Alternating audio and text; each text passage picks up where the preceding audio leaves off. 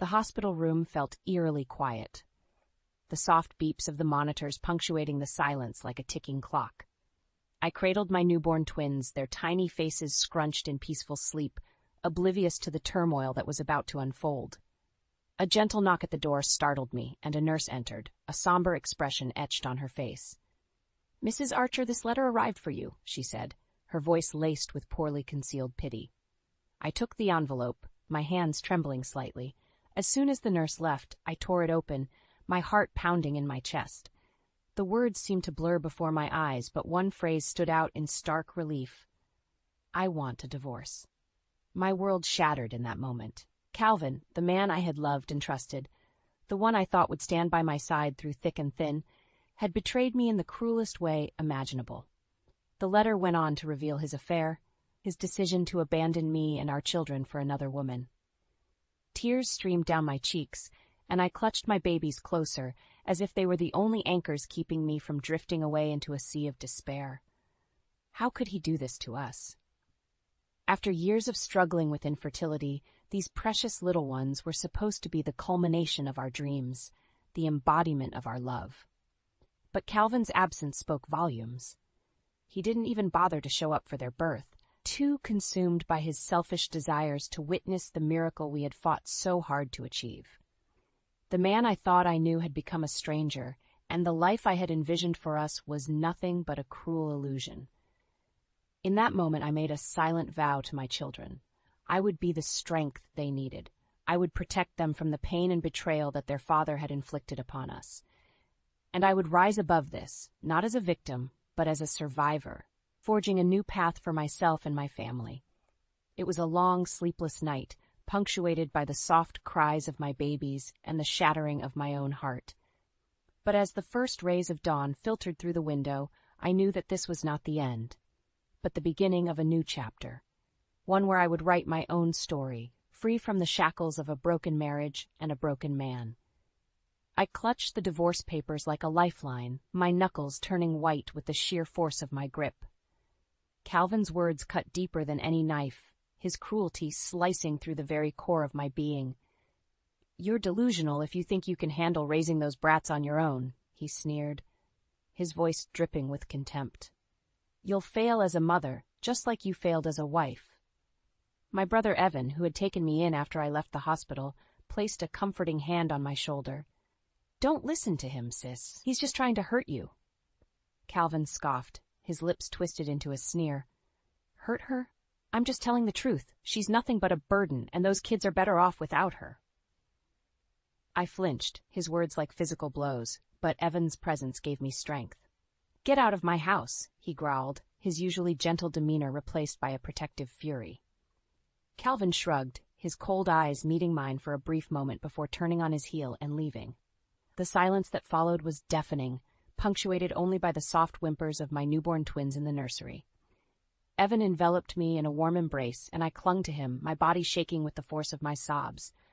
How could he be so cruel? I choked out, my voice muffled by his shoulder. "He's a coward," Evan said, his voice laced with disgust. "But you're stronger than him, Miranda. You've always been the stronger one." His words resonated deep within me, igniting a spark of determination that had been flickering beneath the pain and betrayal. I pulled back, wiping the tears from my eyes, and nodded. "You're right," I said, my voice steadier than I had expected. "I can't let him break me, not when I have these 2 precious lives depending on me." Evan smiled, his eyes shining with pride. "That's my sister. Now let's focus on getting you and the twins settled. You're safe here, and we'll figure out the next steps together." As I held my babies close, their soft breaths brushing against my skin, I knew that Evan was right. Calvin might have shattered our family, but he couldn't destroy the unbreakable bond between a mother and her children. I would rise above his cruelty, his insults, and his attempts to diminish me. This was just the beginning of a new chapter, one where I would write my own story of resilience and triumph. The soft coos of my twins filled the air as I rocked them gently, their tiny fingers curled around mine. It had been a few months since I had taken refuge at Evan's place, and the wounds of Calvin's betrayal were slowly starting to heal. A knock at the door interrupted my reverie, and Evan poked his head in. "Hey, you've got a visitor," It's Derek. My heart skipped a beat at the mention of my old college friend. Derek had been a constant source of support during those tumultuous times, his unwavering friendship a lifeline in the midst of the storm. "Send him in," I called out, unable to suppress the smile that crept across my face. Derek stepped into the nursery, his warm grin instantly brightening the room. "There's my favorite little family," he said, his eyes twinkling with affection. "Derek, it's so good to see you," I said, rising to embrace him with one arm, the other cradling my precious bundle. He returned the hug with gentle care, mindful of the fragile lives nestled against me. "You're looking well," he murmured, pulling back to study my face. "Motherhood suits you." I felt a flush of pride at his words, a stark contrast to the constant barrage of insults and put-downs from Calvin. Derek had a way of making me feel valued, seen, and understood in a way that my ex-husband never could. "Thanks for being here," I said softly, my voice thick with emotion. "I don't know what I would have done without you and Evan." Derek waved a dismissive hand. "Don't mention it. That's what friends are for." His expression grew serious, and he lowered his voice. "Have you given any thought to the legal proceedings?" I nodded, my grip on my children tightening instinctively. "I want to fight for full custody. Calvin doesn't deserve to be a part of their lives, not after the way he treated us." Derek's jaw clenched, his eyes hardening. "That bastard doesn't deserve anything," he spat, his usual composure slipping for a moment. "But don't worry, Miranda, I'll make sure he pays for what he's done." A surge of gratitude washed over me, and I reached out to squeeze his hand. "Thank you, Derek, for everything." His features softened, and he returned the gentle pressure. "You don't have to thank me. Just focus on being the amazing mother I know you are, and leave the rest to me." As Derek left, I couldn't help but feel a sense of renewed strength and determination. With him by my side, I knew that I had a fighting chance at building the life my children deserved, a life free from the toxicity and pain that Calvin had brought into our world. The road ahead might be long and arduous, but for the first time in a long while, I felt hope blossoming in my heart. Calvin might have shattered my dreams, but with the unwavering support of those who truly cared for me, I knew that I could pick up the pieces and create something even more beautiful, a future where my twins could thrive, loved and protected, untainted by their father's cruelty. The soft glow of the laptop screen cast a warm hue across Derek's face as he leaned back in his chair, brow furrowed in concentration. I watched him intently, my heart thrumming with a mixture of anticipation and trepidation. "Are you sure about this, Miranda?" he asked, his voice low and serious. "Once we set this in motion, there's no turning back." I nodded, my resolve unwavering. He brought this on himself. It's time he faced the consequences of his actions. Derek let out a long exhale, running a hand through his hair. "All right, I've gathered enough evidence to bury him, but we need to be smart about how we play this." Leaning forward, he began to outline his plan, his words precise and calculated. "We'll start by issuing a formal demand for a fair settlement, custody, child support, and a substantial alimony. If he refuses, we'll have no choice but to go public with the information we have on his shady business dealings." My stomach twisted at the mention of Calvin's professional misdeeds. The man I had once loved and trusted had been living a double life, engaging in fraud and deceit that threatened to unravel his entire career. "Do you really think he'll cave?" I asked, my voice laced with doubt. Calvin's always been so arrogant, so sure of himself. Derek's eyes hardened, his jaw set in a firm line.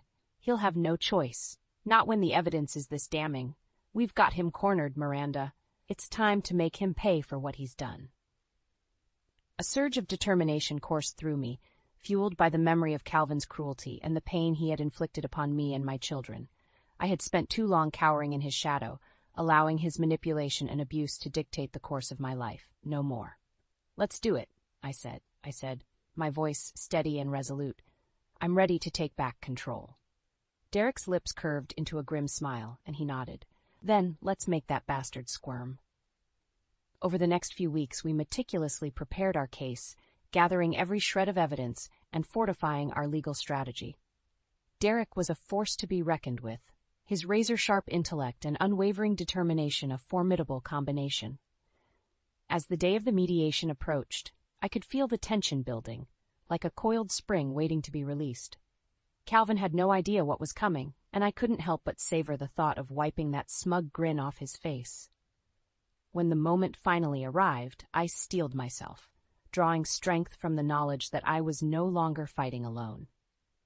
Derek was by my side, a steadfast ally in the battle against my former tormentor. As Calvin strutted into the room, his arrogance practically radiating from his pores, I felt a surge of power course through my veins. This was it, the moment I had been waiting for. The game was on, and this time I held all the cards. The tension in the room was palpable as Calvin swaggered in, his cocky demeanor a stark contrast to the grim expressions on our faces. Derek took the lead, his voice calm and measured as he laid out the terms of our proposal. "We're prepared to offer a fair settlement," he said, sliding a stack of papers across the table. "Full custody of the children for Miranda, along with child support and substantial alimony payments." Calvin's eyes narrowed, his lip curling in disdain. "Are you kidding me? You expect me to agree to those outrageous demands?" I could feel my blood boiling, but before I could speak, Derek raised a hand, silencing me. "It's a generous offer, given the circumstances," he said, his voice taking on a razor-sharp edge. Calvin scoffed, leaning back in his chair with a smug grin. "And what circumstances would those be? You have no leverage here." Derek's expression hardened, and he reached into his briefcase, retrieving a thick file. "I wouldn't be so sure about that." With a flick of his wrist, he scattered the contents of the file across the table, revealing a damning trail of evidence, financial records, email correspondence, and detailed accounts of Calvin's fraudulent activities within his company. The color drained from Calvin's face as he rifled through the documents, his bravado evaporating like mist in the morning sun. Where did you get this?" "That's not important," Derek said, his voice laced with steel. "What matters is that we have more than enough evidence to bury you, professionally and personally." Calvin's eyes darted between us, his mask of arrogance crumbling as the realization of his predicament sank in. "What do you want?" he growled, his hands clenched into tight fists. "Exactly what we asked for," I spoke up, my voice steady and unwavering. "The settlement, no contest on custody, and your silence. Agree to our terms, and this information stays buried." Calvin's jaw tightened, his eyes burning with barely contained rage. For a long moment, the room was deathly silent, the weight of our ultimatum hanging heavy in the air. Finally, he let out a sharp exhale, his shoulders slumping in defeat. "Fine, you win." A surge of triumph coursed through me, but I refused to let it show on my face. Calvin had brought this upon himself, and for the first time, he was the one left powerless, stripped of his arrogance and control. As he scrawled his signature on the settlement papers, his hand trembling with barely contained fury, I felt a weight lift from my shoulders. The nightmare was finally over, and I had emerged victorious, not just for myself, but for my children. Derek and I exchanged a glance, a silent acknowledgement of our shared triumph passing between us. We had played the game, and we had won, leaving Calvin to face the consequences of his own actions. As we gathered our belongings and prepared to leave, Calvin fixed me with a venomous glare. "This isn't over," he hissed, his voice dripping with venom.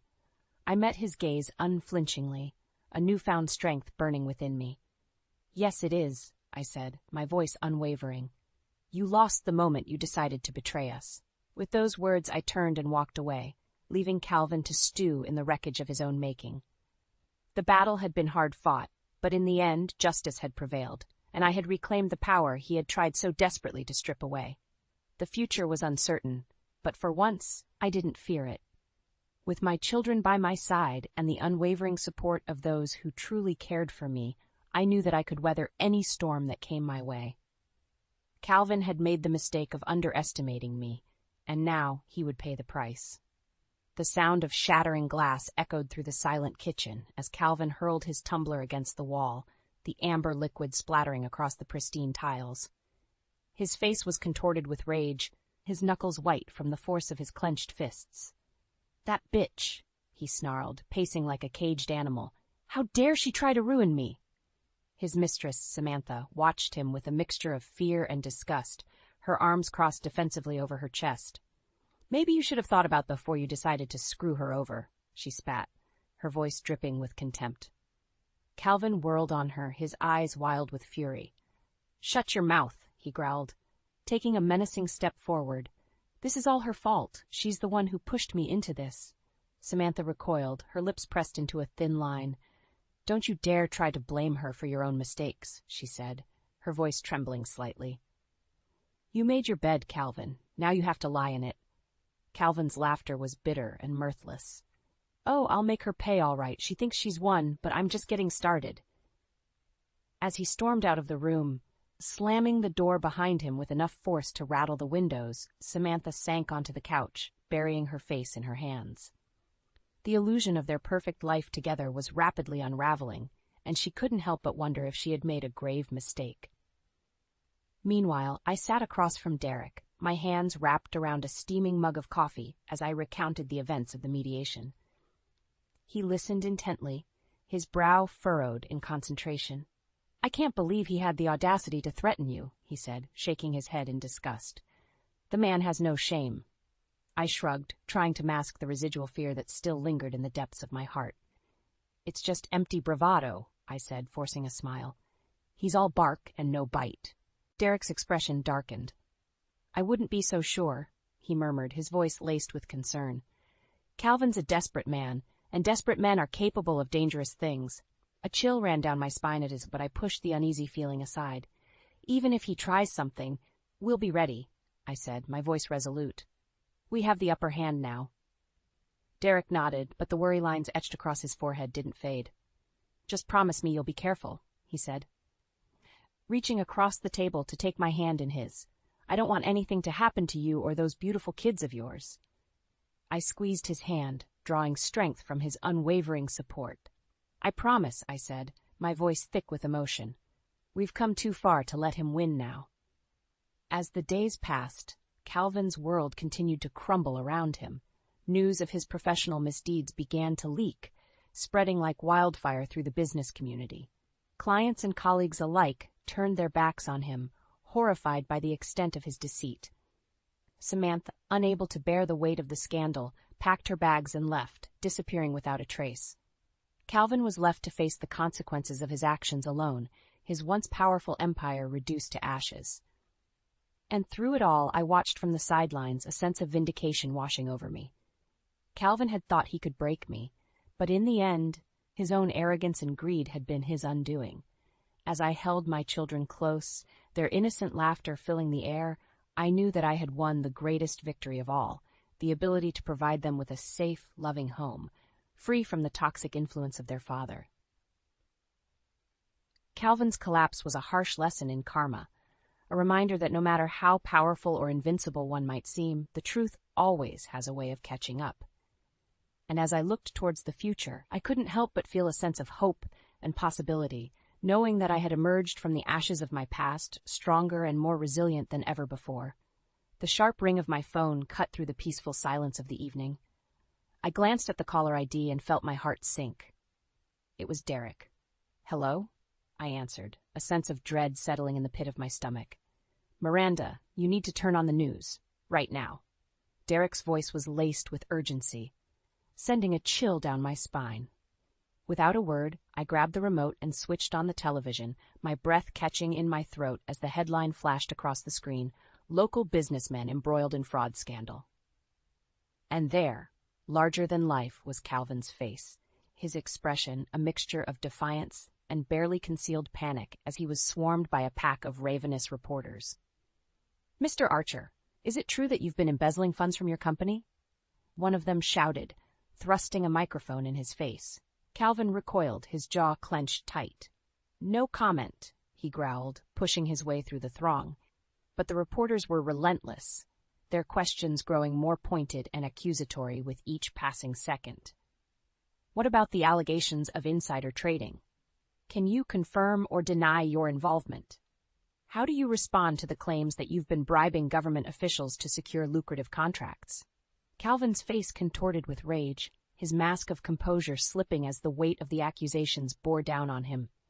"Get those cameras out of my face!" he snarled, lashing out at the nearest reporter. The scene descended into chaos, a flurry of shouting and jostling bodies as Calvin fought to escape the relentless onslaught of questions and accusations. I watched in stunned silence, my heart pounding in my chest as the reality of what was unfolding hit me. This was it, the final nail in the coffin of Calvin's once pristine reputation. As the news coverage shifted to a panel of analysts dissecting the scandal and speculating about the potential legal ramifications, I felt a surge of vindication coursing through my veins. Calvin had brought this upon himself, and now the world was bearing witness to the true depths of his depravity. The phone buzzed in my hand, snapping me out of my trance. It was Derek again. "Did you see it?" he asked, his voice tinged with a mixture of satisfaction and concern. "I saw it," I replied, my voice barely above a whisper. "It's really happening, isn't it?" Derek let out a long exhale. "Yes, it is, and there's no turning back now." A heavy silence hung between us, the weight of the situation settling like a thick fog. "Are you okay?" Derek asked, his voice softening with concern. I nodded, even though he couldn't see me. "I'm okay," I said, surprised by the steadiness of my own voice.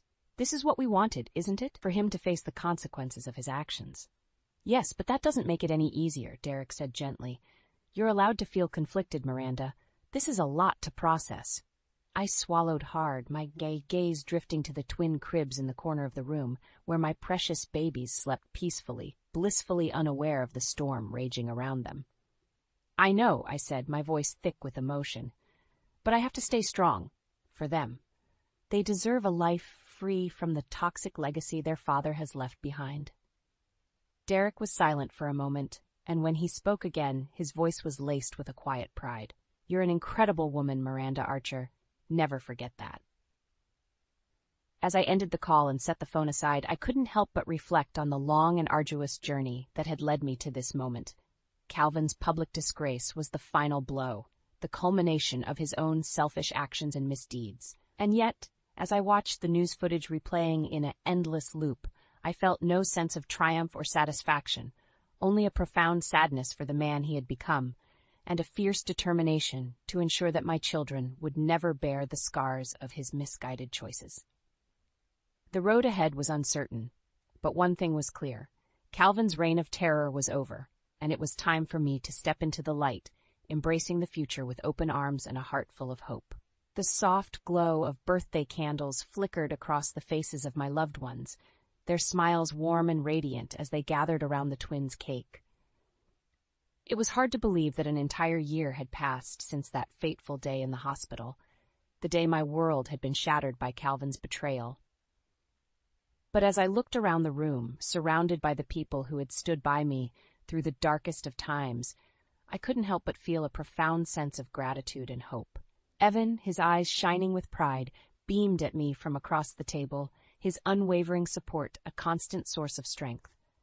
And beside him sat Derek, his hand resting comfortingly on my arm, a silent reminder that I was no longer alone. The twins giggled and clapped their hands, oblivious to the tumultuous journey that had brought us to this moment. For them, this was simply a day of celebration, a chance to revel in the unconditional love that surrounded them. As the birthday song faded into a chorus of cheers and laughter, I couldn't help but reflect on the long and winding road that had led me here. The pain and heartache of Calvin's betrayal, the fear and uncertainty that had threatened to consume me, all of it had been a crucible, forging me into a stronger, more resilient version of myself. No longer was I the meek, downtrodden woman who had cowered in the shadow of her husband's cruelty. I was a survivor, a warrior, who had stared down the demons of my past and emerged victorious. "Blow out the candles, Mommy," one of the twins exclaimed, their tiny voice cutting through my reverie. I smiled, leaning down to press a kiss to each of their foreheads before taking a deep breath and extinguishing the flickering flames with a single, decisive puff. A chorus of cheers erupted around the table, and I felt a warmth bloom in my chest that had nothing to do with the candles. This was my life now, a life filled with love, laughter, and the promise of endless possibilities. As the party wound down and our guests began to trickle out, Derek lingered behind, his gaze soft and affectionate as he watched me tidy up. "You've come so far, Miranda," he said, his voice laced with pride. "I can't even begin to tell you how amazed I am by your strength." I paused, turning to face him with a grateful smile. "I couldn't have done it without you," I said, my voice thick with emotion. You were the one who helped me find my way back when I thought I was lost forever." Derek shook his head, his eyes shining with a quiet intensity. "You found your own way," he said, taking a step closer. "I was just lucky enough to walk beside you." Our gazes locked, and in that moment the air seemed to crackle with a charged energy, a silent acknowledgement of the bond that had been forged between us through fire and adversity. Before I could second-guess myself, I closed the distance between us, my lips finding his in a tentative, exploratory kiss. Derek froze for a heartbeat before melting into the embrace, his arms wrapping around me with a tenderness that threatened to undo me. When we finally broke apart, breathless and flushed, I couldn't help but let out a tremulous laugh. "I never thought I'd find happiness again," I confessed, my voice barely above a whisper. Derek cupped my face in his calloused hands, his eyes shining with a fierce determination. "You deserve all the happiness in the world, Miranda, and I'll spend every day making sure you get it." As he pulled me into another searing kiss, I knew that this was just the beginning of a new chapter, one filled with love, laughter, and the promise of a future untainted by the ghosts of my past. Calvin's shadow no longer loomed over me, for I had stepped into the light, embracing the strength and resilience that had been forged in the fires of adversity. The road ahead was uncertain, but for the first time in a long time, I didn't fear the unknown. With my children by my side and the love of a good man to guide me, I knew that I could conquer any obstacle that dared to cross my path. This was my life, my story, and I was the author of my own destiny.